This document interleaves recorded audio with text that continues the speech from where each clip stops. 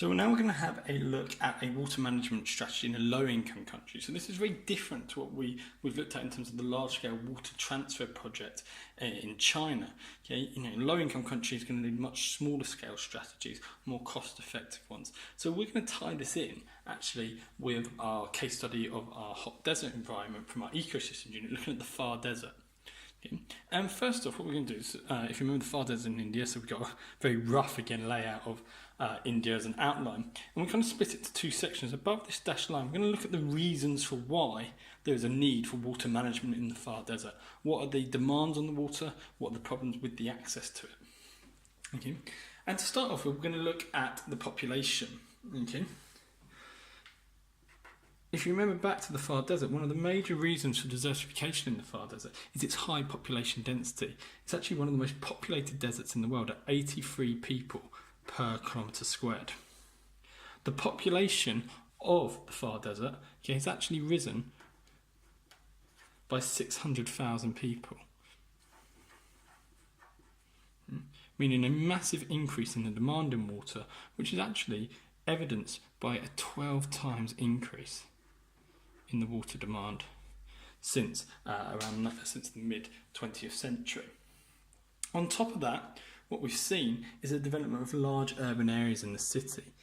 Okay.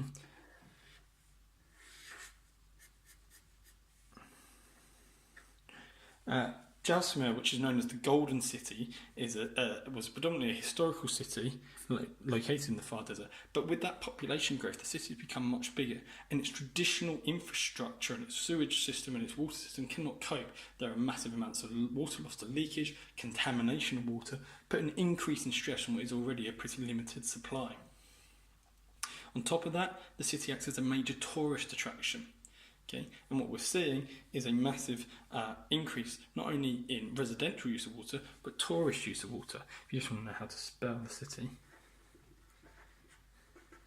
there it is. Okay. Other major issues with the water is that a large amount of it is very salty, it's saline, meaning that it's unusable for many things such as drinking and irrigating crops. On top of that, much of it is very deep below the surface of the earth, meaning that it requires drilling for, which, when you consider the fact that once you've accessed it, okay, you've got to treat it for being high in salinity, the cost of actually getting the water is incredibly high. You've got to consider both the cost of drilling and the cost of desalinating the water. Therefore, actually, in a low-income part of the world, access to the water is really quite difficult. So, we know why there's a struggle for water. Okay, this combination of both natural physical factors, the depth that the water is available, the salinity of it, and then the pressures that human use of water puts on it. We need to look at the solution.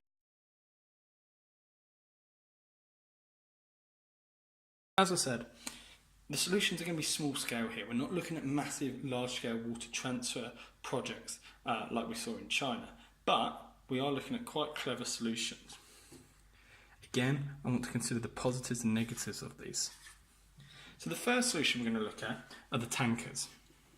Now again, you hopefully may remember these from when we did the Thar Desert as our environment, as our hot desert environment. And obviously there we were looking at how tankers were attempting to reduce desertification. Here we're going to look at how tankers are being used to provide a sustainable managed source of water. So if you remember, our tankers were our concrete lined stores of water that most villages or residential properties have in their back gardens. Okay? And what they do is they're concrete lined and built beneath the ground. Now the reason for that is to reduce the amount of water lost by evaporation. And they can store up to 8 months of water inside them, okay? If there's a high enough rainfall, and we'll come back to that in a second. That will provide fresh, clean drinking water to the population and to the owners of the tanker.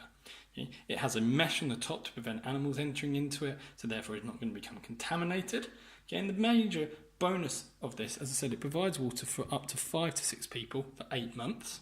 Okay? That water can not only be used for drinking, but it can be also used for irrigating land, which will reduce the spread of deserts and desertification like we talked about in our hot desert case study. And, most importantly, it's also reduced the need for residents of the Thar Desert to be spending most of their day walking up to 10 to 15 kilometres to access water. Major positive of this allows people in the low income country therefore not only to be healthier and have access to clean drinking water, which we know improves sanitation and therefore stops the spread of diseases like cholera, but it also allows them to spend more time at work, more time maybe in education, and therefore maybe an opportunity to get out of poverty. So we see that loss of that 10 to 15 kilometres of walking a day just to collect water. However, there are some major problems with the tankers.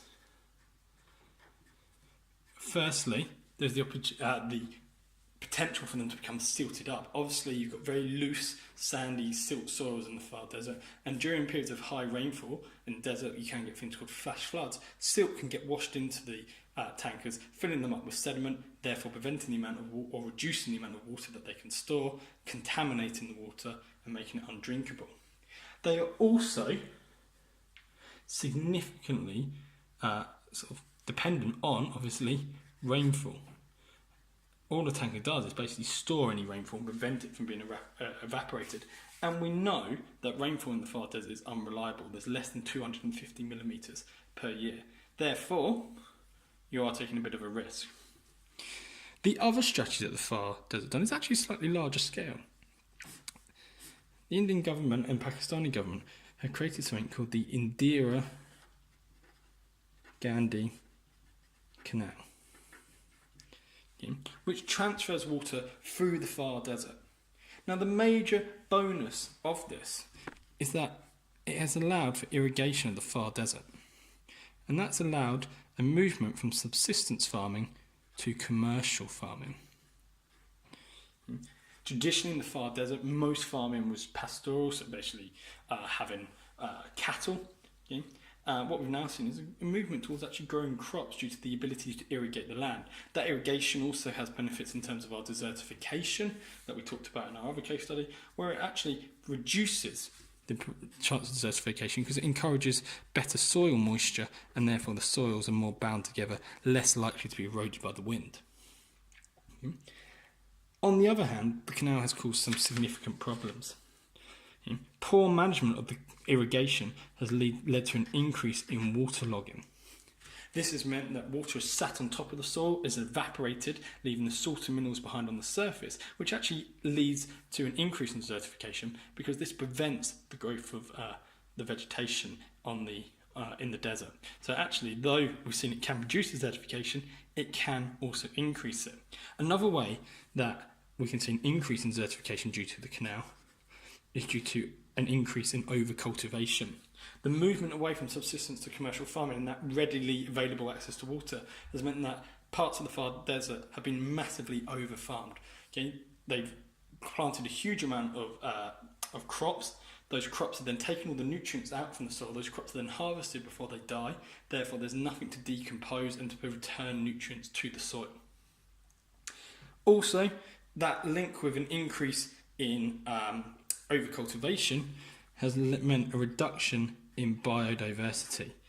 Traditional Thar Desert species being outcompeted by or removed purposely to make room for the crops. Now, what is quite interesting is the cost of this, and I can't really work out where you'd want to put this, okay, because the cost for the canal has been $9.5 million. And that does seem a large amount, and for a low-income country, yes, it is.